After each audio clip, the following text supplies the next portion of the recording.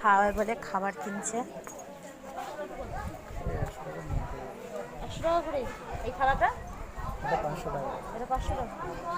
আর 5টা লাড্ডু 100 টাকার মধ্যে 5টা লাড্ডু হবে আর সারাদিন একটা গরু খাবার হবে। 100 টাকা দিনে। ওই 5টা লাড্ডু 100 টাকা। কি সেগুলো? এই 5 জনকে খাইয়ে দে 5টা। কিছু করে নেবো হাতে করে? ওইগুলো কিসের চাইগুলো? এটা লবণ। ওটা লবণ। নাও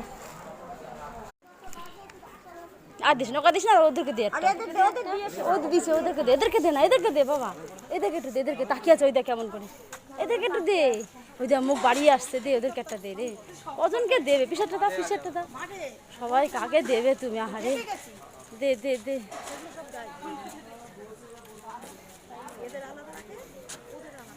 এই পড়ে গেল, তুলে দেবো।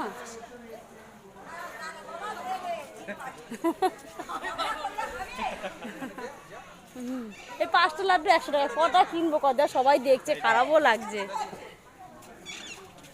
5টা লাড্ডু 100 টাকা।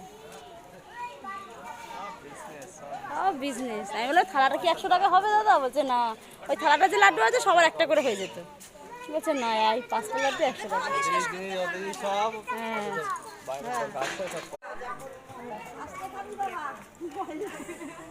ওই দেখো চলে আসছো, ওরা তাতেই দিয়ে দিয়ে চলে আসো।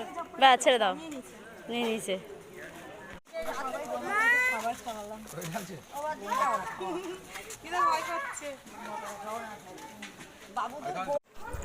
এরকম বড় গরু কোনোদিন কেউ দেখেনি আজ পর্যন্ত আমার মনে হয়।